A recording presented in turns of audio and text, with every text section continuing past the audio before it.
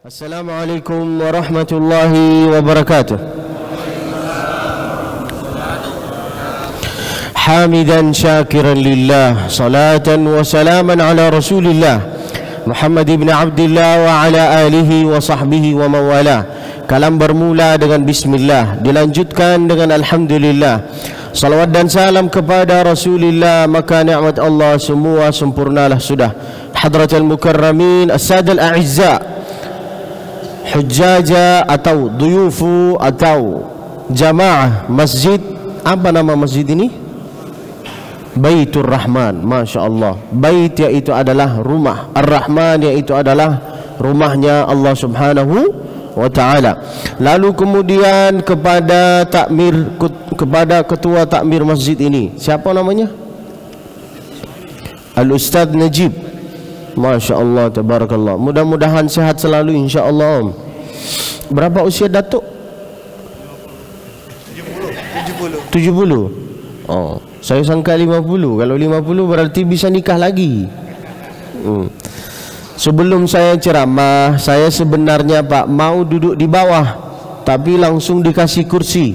Jadi sebelum saya ceramah, saya minta izin dulu dari Datuk yang ada di sini. Bolehkah saya duduk di sini? Iya, saya takut tidak ada keberkahan nanti ilmu saya, maka saya itu harus minta izin dulu. Lalu kemudian kepada muadzin Bilal masjid ini, siapa namanya? Bilal, muadzin Bilal. Satu aja, siapa namanya? Ihsan. Masya Allah, tabarakallah. Mudah-mudahan sehat selalu insya Allah. Mudah-mudahan anaknya antum bisa menjadi seorang ahli Al-Quran. Amin ya rabbal. Lalu kepada imam masjid ini, siapa namanya? Al-Ustadz Afif Al-Ustadz Umar. Masya Allah. Di sini nama Ustadz itu semua nama-nama orang Arab ya? Entah Arab asli atau Arab maklum, saya enggak mau. Enggak tahu. Arab asli atau Arab maklum? Arab maklum. Berarti pagi ini saya itu tidak dianggap ya. Saya tadi pancing-pancing, saya tanya siapa imam masjid ini, saya sangka jemaah mau sebut nama saya. Ternyata nama masjid Ustadz Afif dengan Ustadz Umar. Enggak apa-apalah. Mudah-mudahan bapak-bapak, ustadz-ustadz, ulama yang ada di sini, bapak-bapak yang ada di sini, insya-Allah sehat selalu. Aminillah, sehat selalu. Panjang umurnya, banyak amalnya, banyak tanahnya, banyak rizkinya, banyak bininya. Bapak tidak mau, katakanlah amin, enggak apa-apa. Saya yang mau, bukan bapak. Cuman begitulah tata cara saya mancing sehingga saya juga dapat. Nah, kalau engkau ingin sukses di dalam kehidupan ini, maka sering-sering mendoakan orang lain. Sering-sering mendoakan orang lain. Ad-du'a an zahril ghaib. Doakanlah kawannya, doakanlah saudaranya, doakanlah tetangganya, hingga engkau juga sama bisa mendapat apa yang dia dapat. Maka sering-sering mendoakan orang lain. Kalau engkau mendoakan orang lain doa yang baik, maka malaikat berkata, walaka mithlu dzalik, engkau juga dapat. Masya Allah, tabarakallah. Di masjid ini, saya pas masuk masjid ini, saya sangka saya sangka desainnya seperti Masjid Nabawi, sebab di atas ini kubahnya seperti di Masjid Nabawi. Tapi di Masjid Nabawi ini terbuka, di sini terbuka apa tidak? Belum. Berarti belum Masjid Nabawi di sini. Masya Allah, tabarakallah. Mudah-mudahan sehat selalu semuanya insya Allah. Amin rabbal alamin. Pengajian kita yaitu adalah hari ini judulnya tentang muhasabah diri dengan Al-Quran. Saya akan lantunkan saya akan buka acara ini dengan lantunan bacaan ayat Al-Quran. Boleh? Bismillahirrahmanirrahim. Bapak-bapak, kalau ada orang ngaji, katakanlah Allah. Jangan semua menengok saya kayak gini. Jangan, harus katakan Allah. Yuk, 1, 2, 3. Itu terpaksa itu, Pak. Allah, no. Allah, no. Allah, sehingga enak cuacanya. Coba, ayo, 1, 2, 3. Ya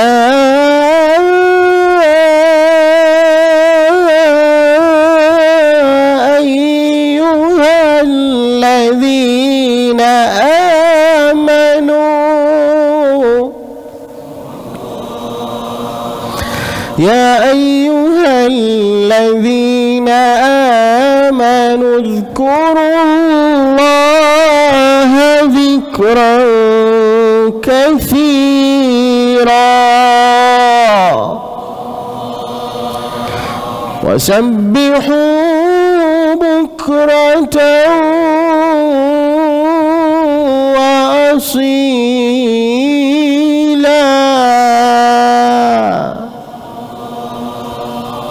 Ya ayyuhalladzina amanu, wahai orang beriman, berzikirlah kepada Allah Subhanahu wa ta'ala. Di antaranya berzikir yaitu adalah datang ke pengajian, lalu kemudian mendengar, lalu kemudian setelah mendengar melaksanakan, lalu kemudian kalau bisa diamalkan. Jangan cuma didengarkan lalu tidak diamalkan. Maka harus kita itu beramal. Maka bapak-bapak yang minta dari Allah panjang umur, jangan minta panjang umur tok, mintalah dua dari Allah, panjang umur banyak amal. Harus dua-dua ini diiringi dengan yang pertama, ya Allah atil umuri wa akthir khairi wa mali wa baniya, panjangkanlah umur saya dan banyakkanlah amalan saya dengan anak-anak saya, dengan harta-harta saya.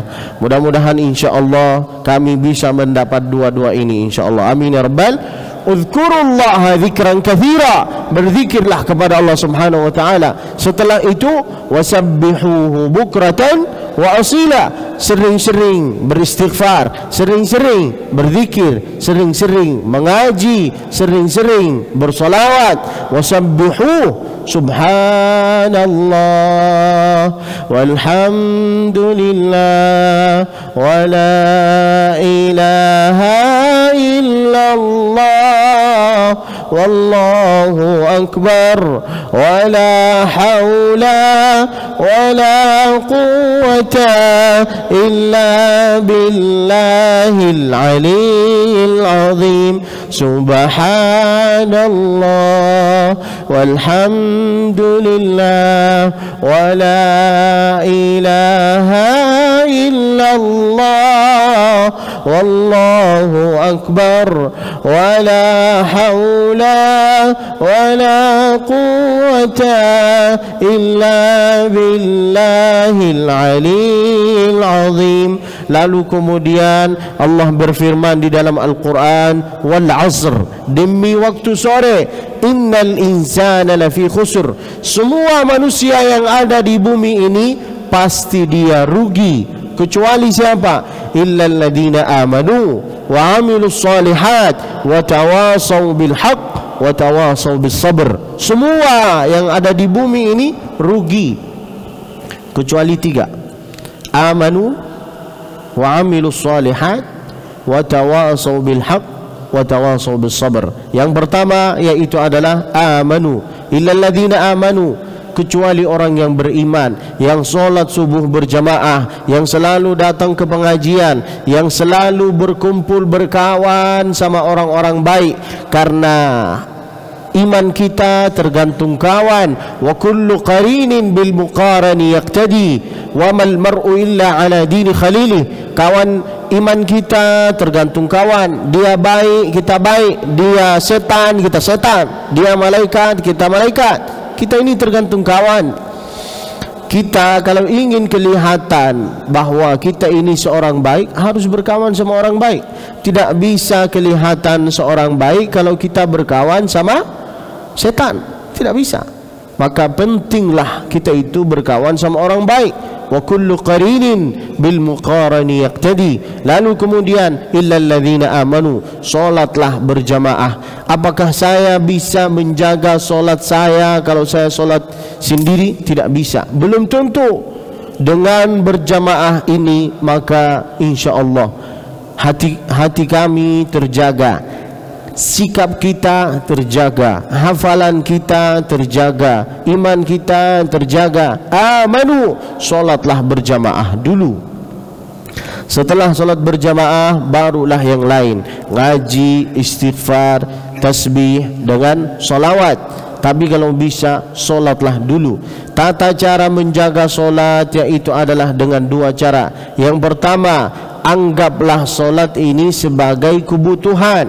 Yang kedua, anggaplah solat ini sebagai beban. Kalau kita menganggap solat ini sebagai beban berat, maka hukumnya menjadi wajib. Tapi kalau kita menganggap solat ini sebagai kebutuhan, kitalah yang butuh sama Allah Subhanahu wa taala, maka hukum solat itu menjadi enak sekali. Contoh supaya faham, kalau kita menganggap solat itu sebagai beban atau berat, seperti ada orang sakit, dia sakit, lalu ketika dia mau makan, semua makanan itu rasanya pahit sekali. Lalu apa kata dokter? Engkau ini harus makan, harus makan. Kalau tidak makan nanti engkau ini meninggal, game over. Gimana responnya dia? Maka harus makan. Ketika dia menganggap makanan itu sebagai beban berat, maka hukum makannya itu adalah wajib. Kalau tidak makan, matilah. Tapi kalau kita menganggap makanan itu sebagai kebutuhan, maka makanan itu menjadi enak sekali. Begitulah tata cara menjaga solat. Anggaplah solat ini sebagai kebutuhan. Lalu kalau ingin mendekatkan diri kepada Allah Subhanahu wa taala, juga dengan dua cara, tau'an wa karha. Tau'an, suka rela sama Allah Subhanahu wa taala. Yang kedua, wa karha, ada rasa malas. Kalau kita suka rela sama Allah Subhanahu wa taala, maka semua urusan kita itu dimudahkan, dilancarkan. Tapi kalau kita merasa karha, rasa malas kita datang menghadapi Allah Subhanahu wa taala, maka Allah juga malas menghadapi kita. Jangan disangka kalau kita mengakhiri solat ya itu adalah dari kemauan diri sendiri. Justru Allah juga malas menghadapi kita. Mudah-mudahan kita itu bisa menjaga solat. Amin ya rabbal alamin. Tawa, suka rela. Gimana caranya supaya kita itu suka rela sama Allah Subhanahu wa taala? Harus berkawan sama orang baik. Tidak bisa, Pak, jaga solat sebagai sendiri, itu tidak bisa. Harus berkawan sama orang baik. Masya Allah, tabarakallah. Saya nyampe sini, lalu kemudian saya tadi lihat pagi-pagi sebelum adzan berkumandang, saya sangka tidak ada jamaah sama sekali. Ternyata pas berkumandang, keluarlah bapak-bapak dari depan, dari rumah ini. Masya Allah, datanglah ibu-ibu, datanglah upin-ipin, datanglah, Masya Allah, banyak sekali datang orang. Saya sangka akan terpenuh masjid ini, ternyata cuma 2 saf. Masya Allah. Tapi saya itu harus sangka baik, masih banyak, alhamdulillah. Yang penting lebih dari 3 orang, daripada imam sendiri, muazzin sendiri. Lalu kemudian suara muazzin itu enak sekali tadi, Masya Allah. Tapi kurang satu. Apa? Kurang mikrofon yang di luar itu, kalau bisa dikuatkan saja sedikit, seperti di Masjidil Haram, seperti di Masjid Nabawi. Kalau adzan berkumandang harus terdengar. Enggak apa-apa, namanya adzan itu harus kencang, bukan seperti pelan-pelan. Allahu Akbarullah, suaranya sunyi-sunyi. Kita itu bukan di zaman jahiliyah. No, jangan takut, harus kuat. Namanya adzan itu harus kencang. Allahu Akbar.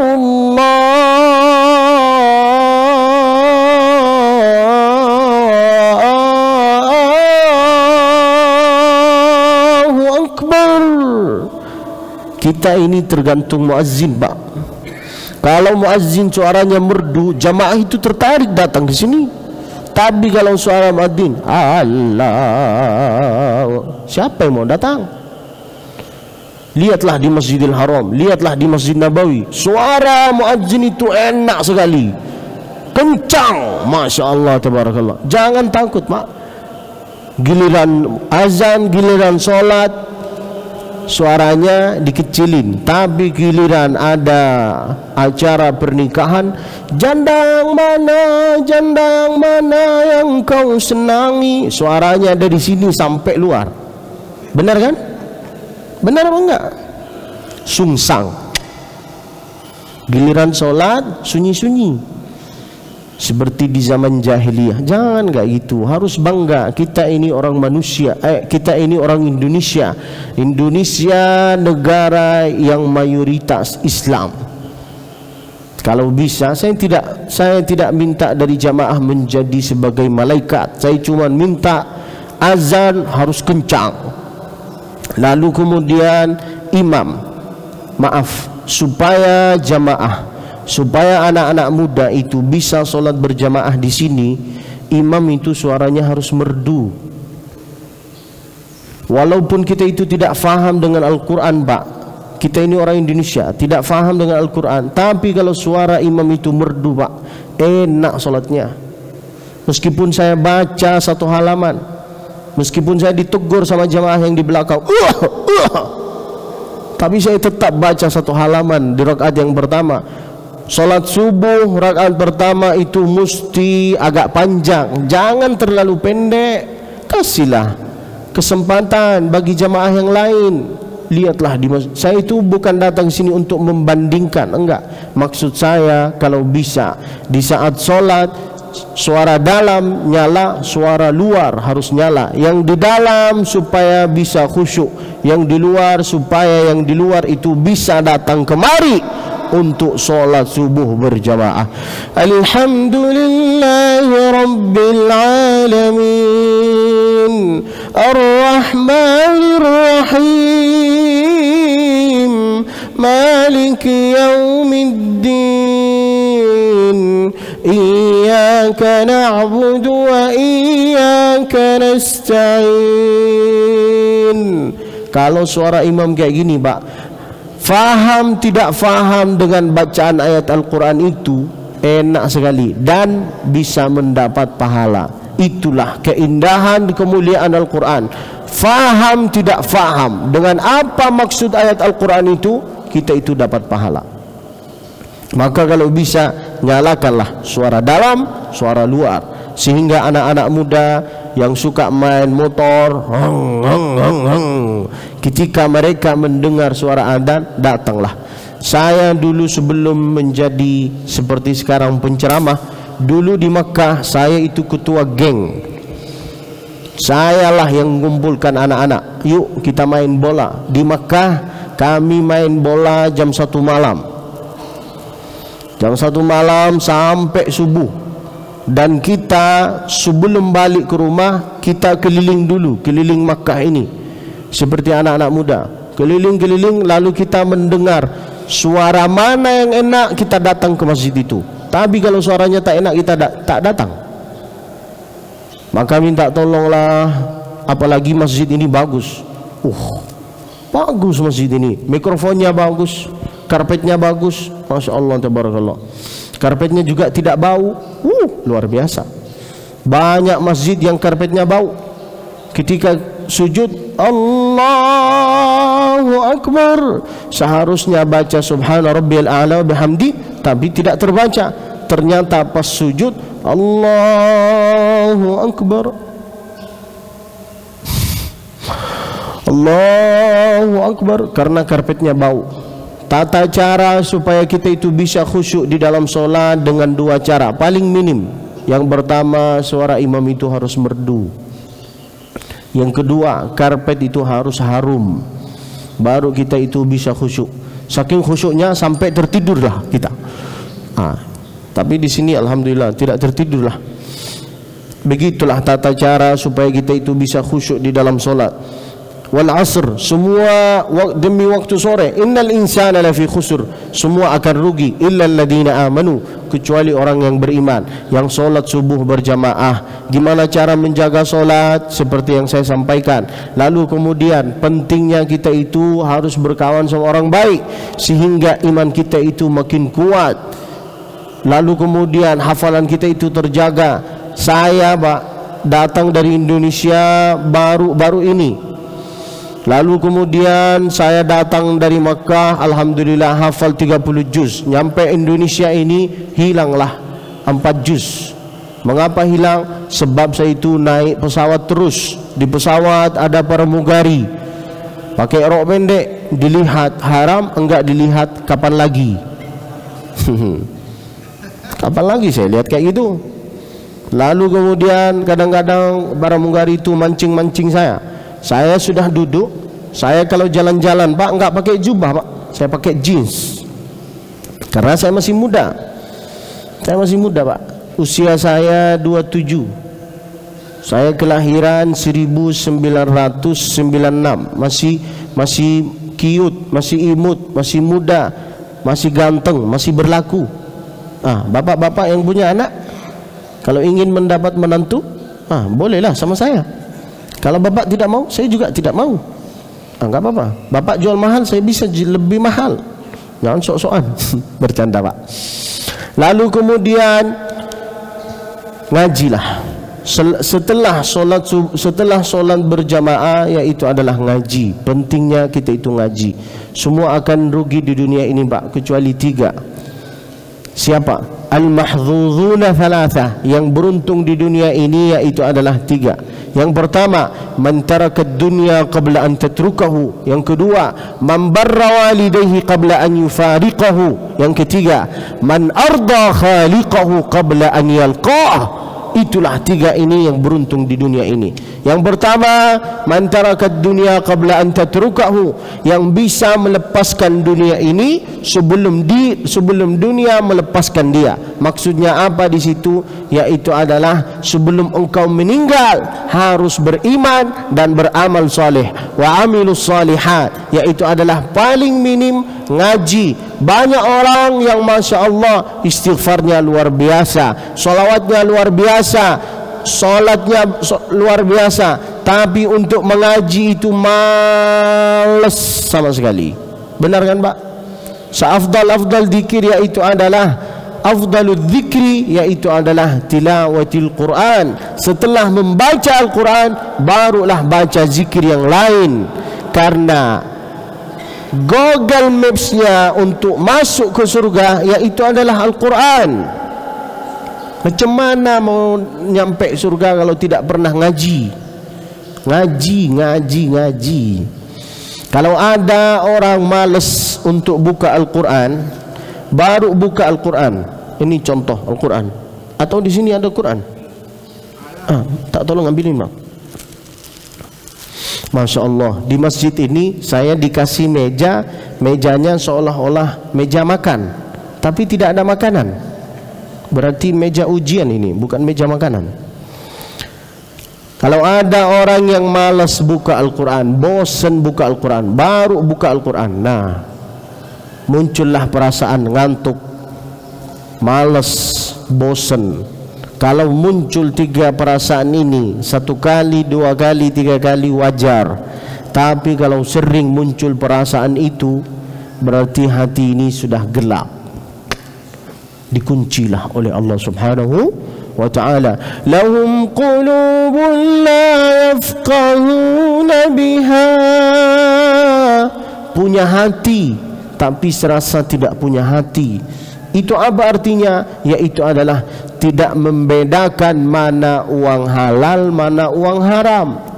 Ambil saja. Sudah jelas itu uang haram, tapi diambil, campur. Mengapa? Karena hatinya tidak ada cahaya nurani. Tidak ada. Pakaiannya pakaian luar biasa, pakaian orang soleh, tapi la ilaha illallah. Mudah-mudahan selamat insyaallah. Ngaji Pak, supaya hatinya ini terbuka, supaya ada cahaya nurani. Tidak bisa hafal Al-Quran 30 juz, paling minim jadi 1 di antara 5. Ada 5 pilihan dari Nabi untuk kita. Pertama, kun aliman, kalau bisa hafallah Al-Quran. Tidak bisa hafal Al-Quran, au muta'alliman, belajar mengaji. Tidak bisa belajar mengaji, au mustami'an, dengar. bacaan ayat Al-Quran. Tidak bisa mendengar, au muhibban, dekatilah diri sendiri sama ahli Al-Quran. Tidak bisa mendekat diri sendiri sama ahli Al-Quran. Yang kelima, wala takun khamisan fatuhlak, matilah engkau. Dikasih 5 pilihan, tidak bisa, harus ngaji, harus hafal Quran, harus membaca ayat Al-Quran. Lalu kemudian azab yang kedua, walahum adhanul la yasma'una biha, punya telinga tapi tidak tahu membedakan mana suara azan, mana suara gonggongan anjing. Jabatannya di dunia ini tinggi sekali, tapi enggak tahu nanti gimana. Mudah-mudahan selamat. Teganya menyamakan suara adzan dengan suara gonggongan anjing, la ilaha illallah. Dia sangka dengan jabatannya, wow, itu azab itu, Pak. Walahum adzanul la yasma'una biha. Ngajilah supaya ini tahu membedakan mana suara adzan, mana suara gonggongan anjing dengan Al-Quran. Ngaji. Walahum a'yunul la yubsiruna biha. Kita ini selalu membaca doa ini, Allahumma arinal haqqa haqqa warzuqna ittiba'ah wa arinal batila batilan warzuqna ijtinabah. Tapi tidak pernah melakukan itu. Sudah jelas itu haram, ya udah, jangan ambil. Jangan korupsi, jangan makan uang orang. Engkau yang merugi, bukan saya yang merugi. Memang dunia ini sementara. Setelah hidup ini cuma sekali, maka jangan sampai terjebak di situ. Gimana caranya supaya tidak terjebak di situ? Dengan ngaji lah, Pak. Ngaji. Tidak ada selain ngaji. Man tarakat dunya qabla an tatrukahu, yang melepaskan dunia ini sebelum dunia yang melepaskan dia, yaitu adalah sebelum engkau meninggal. Amanu, beriman. Lalu kemudian wa amilus salihat, beramallah yang soleh, paling minim ngaji. Yang kedua, wa man barra walidayhi qabla an yufariqahu, abang-abang yang punya orang tua, berbaktilah kepada orang tuanya. Tidak akan merasakan, engkau ini tidak akan bisa merasakan kenikmatan orang tua kecuali kalau engkau ini jauh dari dia, baru engkau merasakan. Bapak-bapak yang punya anak bandel, tidak mau mendengar ucapannya engkau, supaya anaknya engkau ini bisa mendengar ucapannya engkau, ajaklah anaknya ke rumah panti asuhan, ke rumah anak yatim, suruh duduk di sana, berkawanlah sama orang sana, bertanyalah sama anak panti asuhan, apa cita-citanya, apa keinginannya, apa pertanyaannya. Tidak lain, tidak mungkin, yaitu adalah mana ayah saya, mana ibu saya. Kita ini anak muda sibuk. Banyak sekarang orang yang berkata, saya ingin dapat nilai jihad fisabilillah, ingin ikut perang di Palestina untuk mendapat nilai jihad fisabilillah. Kalau ingin mendapat nilai jihad fisabilillah, caranya mudah sekali. Tidak harus pergi ke Palestina. Berbaktilah kepada orang tua. Bukan dapat nilai jihad fisabilillah, dapat kunci surga. Al-jannatu tahta aqdamil ummahat. Tapi kita ini lalai di dalam kehidupan. Cari yang jauh, lupa dengan yang dekat. Berbaktilah. Membarra walidayhi qabla an yufariqahu. Yang ketiga, yaitu adalah man arda khaliqahu qabla an yalqah. Siapa yang bisa hidup di dunia ini yang tidak ada rasa hasad di dalamnya, tidak ada rasa iri, tidak ada rasa benci, tidak ada rasa merasa paling alim, merasa paling benar, merasa. Gimana caranya supaya bisa tidak ada rasa-rasa itu? Berkawanlah sama orang-orang ahli hisab. Ahli hisab ini, Masya Allah, mereka itu banyak hutang, banyak kredit, tapi mereka itu tenang di dalam kehidupan ini. Justru mereka yang ngajak saya, Ustaz, yuk rokok dulu. Tenanglah Ustaz. Hidup di dunia ini cuma sekali, Ustaz. Ahli hisab ini cuma ada di Indonesia, di Makkah tidak ada. Cuman ahli hisab ini, pesan saya kepada ahli hisab, minta tolong, kalau mau rokok harus tahu tempatnya. Jangan rokok di masjid, di dalam masjid,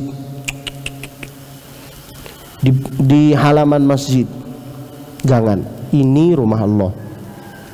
Muliakanlah rumah. Orang Indonesia kalau datang ke Masjidil Haram, datang ke Masjid Nabawi, rokok di halaman Masjidil Haram. Ketika ditegur sama orang Arab, lalu dia berkata apa? Rokok di masjid, rokok di Mekah itu haram ya. Engkau ini apa ya? Tolol. Tidak tahu tempat, asal rokok saja. Rumah, muliakanlah rumah Allah ini. Mau rokok-rokok lah, mau rokok-rokok di pinggir jalan, nggak apa-apa di sana. Kurang tenang di tengah jalan, insya Allah rokoknya habis, engkau pun habis. Harus tahu tempat, harus tahu tata krama. Jangan asal langsung rokok. Man arda khaliqahu qabla an yufariqahu. Jagalah sikapnya, jagalah kebaikanmu dengan hubunganmu dengan tetangganya. Jangan disangka yaitu adalah Nabi yaitu adalah zikir, solat berjamaah, nunggu kematian. Enggak, Nabi bukan kayak gitu. Nabi selalu menjaga hubungannya dengan tetangganya. Ad-din al-muamalah, muamalah berkawan, muamalah sama tetangga itu pun termasuk dari bagian agama. Minta tolong bapak-bapak, harus baik-baik sama kawan, harus baik-baik sama saudara, harus baik-baik sama tetangga. Kita masih butuh mereka, bukan mereka yang butuh kita. Harus baik-baik. Lepaskanlah rasa benci, iri dengan hasad. Itulah wallahu alam. Karena saya melihat di sini jamaahnya sudah lapar, dan di sana saya melihat banyak piring-piring, entah piring makan, entah piring cuman dinampakkan, tapi insya Allah piring untuk makan. Masya Allah, tabarakallah. Sebelum saya tutup acara ini, kira-kira ada pertanyaan dari jamaah? Kan silakan bagi jamaah yang ingin bertanya. Ya.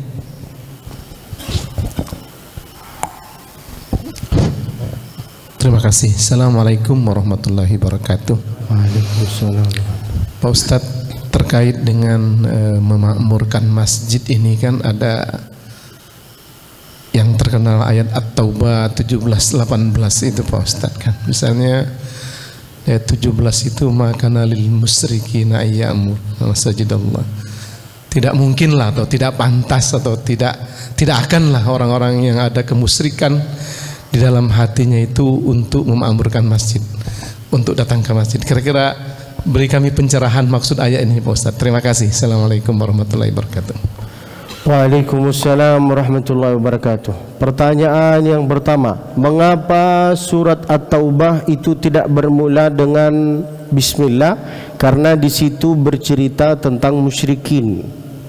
Bercerita tentang musyrikin, maka tidak layak dimula dengan Bismillahirrahmanirrahim. Langsung bara'antum minallahi wa rasulih. Allah seperti angkat tangan sama Rasulnya. Maksudnya seperti tidaklah sama orang musyrikin. Minallahi wa rasulih ilal ladzina ahadtum minal musyrikin. Lalu kemudian masuklah ke ayat berikutnya. Setelah beberapa ayat, maka lil musyrikin an ya'muru masajidallah syahidina ala anfusihim bil kufr ulaika habitat a'maluhum fid dunya wa fil akhirah wa ulaika ashabun nari hum fiha khalidun. Biasanya kalau ingin menafsirkan ayat itu harus baca ayat sebelumnya. Bapak ini Masya Allah seperti ngasih saya ujian. Beliau mancing-mancing, bukan pertanyaan itu. Suruh saya buka Al-Quran beliau ini. Tapi baguslah pertanyaannya. Makanan. Nah, di sini nih. Di sini bercerita dia. Oh, panjang lebar ini Pak. Kalau Bapak mau jawaban untuk ini, kita itu harus kaji dari awal. Tidak bisa saya jawab dari tengah. Nanti saya harus ngaji dari awal. Kalau Bapak mau kita bahas tentang ayat ini, undanglah di hari kemudian. Saya takut jawab nanti enggak diundang. Nantilah. Ini bahas tentang tafsir itu panjang lebar, Pak. Enggak bisa saya jawab dari pertengahan. Oke? Wallahu alam. Ada pertanyaan lagi?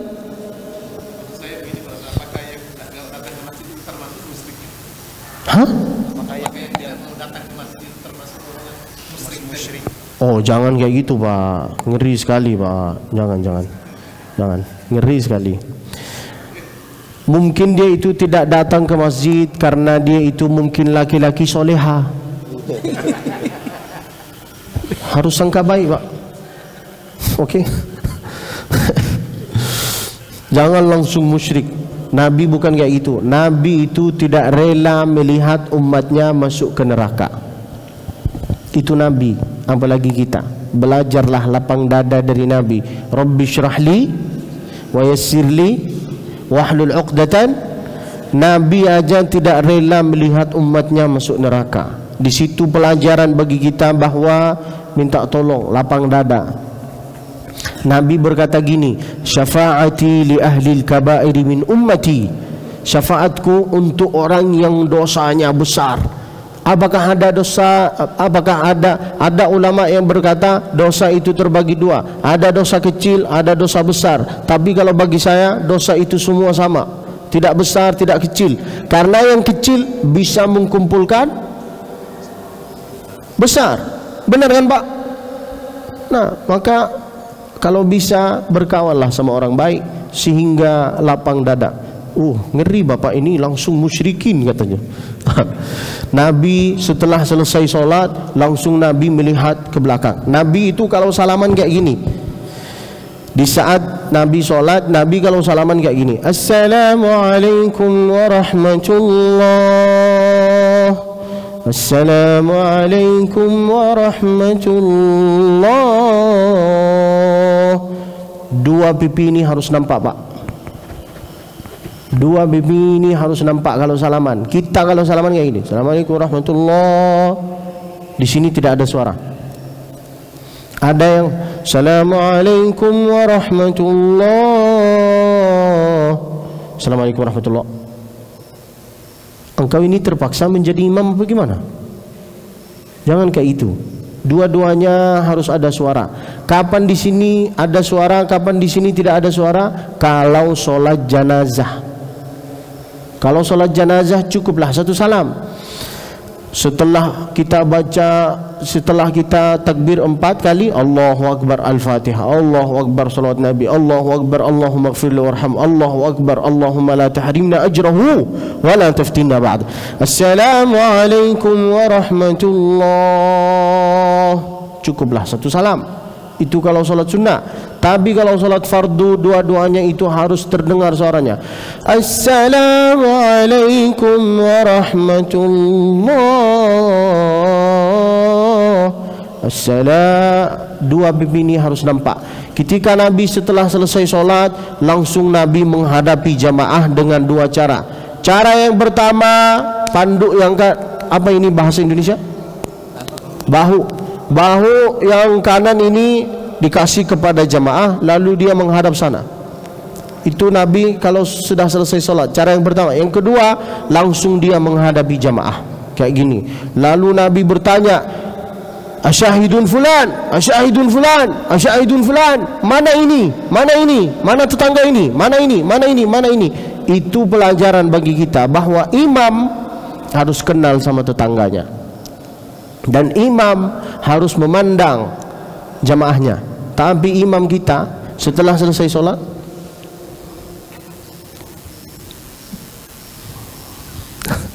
benar kan?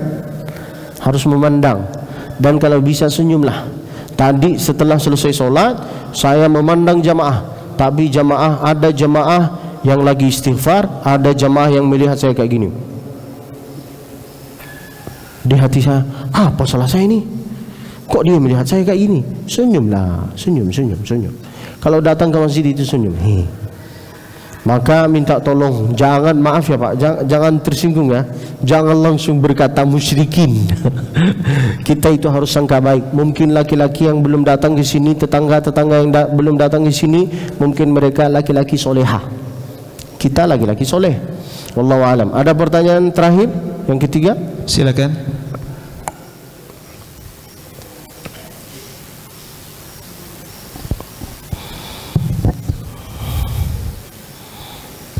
Syekh bisa cerita ini nggak saya tentang bagaimana pengelolaan azan di Masjidil Haram, atau mungkin minta ceritain sedikit cerita tentang Syekh Mula mungkin seperti itu.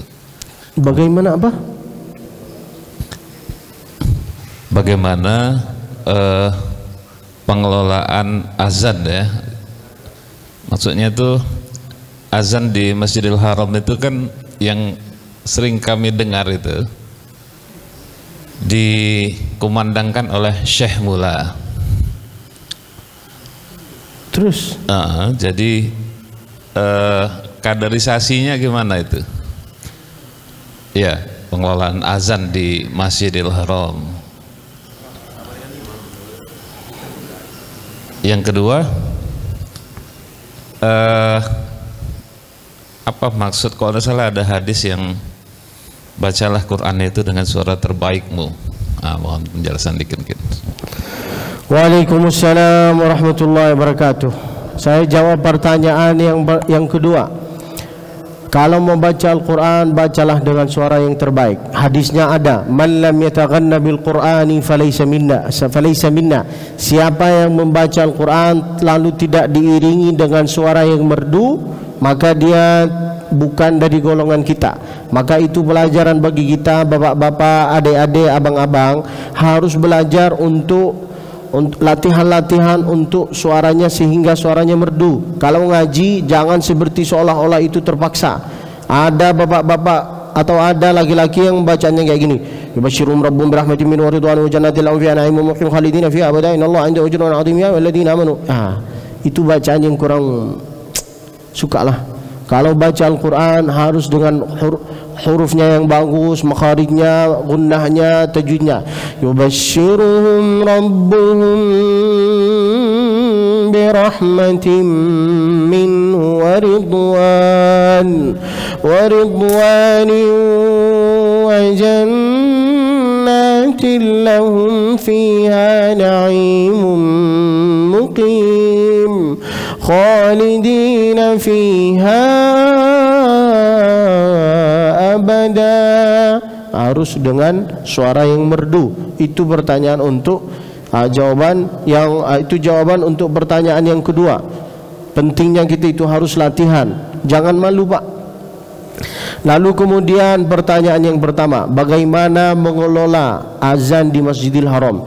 Di Masjidil Haram dan di Masjid Nabawi, khususan di Arab, Pak, tidak boleh jadi imam masjid atau tidak boleh ngajar Al-Quran kalau belum hafal Al-Quran. Tidak boleh. Di sini sembarangan. Benar kan? Di sini maaf ya, mendahulukan orang yang sudah tua dibanding yang hafal Al-Quran. Di sini di Indonesia itulah yang saya lihat. Kalau di Makkah bukan orang sembarangan yang bisa jadi imam, bukan orang sembarangan yang jadi muazzin. Muadzin di Masjidil Haram itu berapa orang? 7 orang. 7. Al-Syekh Halimullah, Al-Syekh Faruq Hadrawi, Al-Syekh Hashim Al-Saggaf, Al-Syekh Abdullah Afif, Al-Syekh, 7 lah mereka. Mereka itu semua hafal Al-Quran dan mereka dosen di kuliah. Paling minim kalau mau jadi imam atau muazzin di sana, paling minim itu di Makkah ya, bukan di sini ya. Di sana paling minim harus sudah menyelesaikan S3 baru jadi imam atau jadi muazzin. Sehingga apa? Supaya bacaannya bagus dan supaya mengetahui ilmu fikih. Di sini sembaranganlah jadi imam. Sedangkan kalau mau menjadi imam itu, Pak, tugasnya berat. Imam itu sebagai penanggung jawab. Kalau imam itu bacaannya salah atau sholatnya salah, maka makmum juga ikut salah. Siapa yang menanggung dosa-dosa makmum, yaitu adalah imam. Jangan sembarangan. Maka pentingnya kita itu harus belajar. Tapi jangan karena cerita itu lalu bapak kecil hati, tidak mau jadi imam, tidak mau jadi muazzin. Kosonglah masjid ini. Tak apa-apa, ramaikanlah. Tidak harus kita hafal Quran kalau di Indonesia. Syarat itu tidak berlaku di sini. Kalau berlaku di sini, kosonglah masjid ini. Tak apa-apalah. Tapi kalau bisa, pesan saya itu cuma satu, Pak. Kalau bisa suara luar dan suara dalam itu harus nyala. Jangan cuma di dalam, di luar tidak nyala. Harus dua-duanya, Pak, nyala, Pak. Kita bukan di zaman jahiliyah.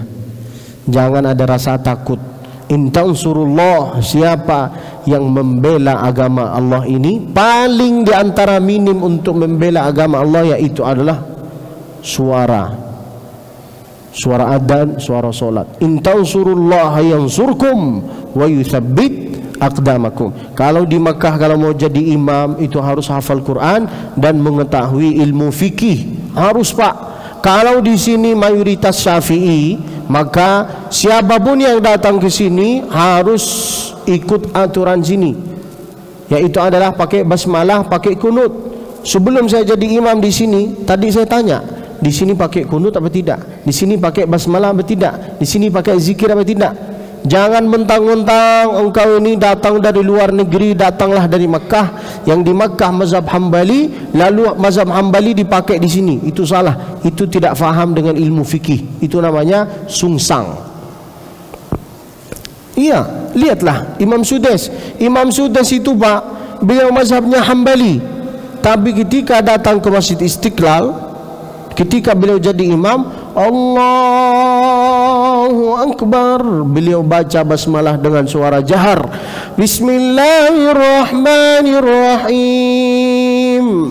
Alhamdulillahi Rabbil Alamin. Setelah selesai solat, semua jamaah menengok beliau kayak gini.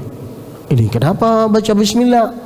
Lalu apa kata Imam Sudes? Di sini mayoritas Syafi'i, maka tidak boleh menimbulkan fitnah. Tapi di Indonesia ini, la ilaha illallah, suka berkelahi gara-gara kunut, suka berkelahi gara-gara usalli, suka berkelahi gara-gara angkat tangan, tidak angkat tangan, suka berkelahi gara-gara basmalah atau itu. Sedangkan kita ini tujuannya sama, lupa kita. Asyhadu an la ilaha illallah wa asyhadu anna Muhammadan Rasulullah. Di Makkah kita itu tidak pernah berkelahi gara-gara itu.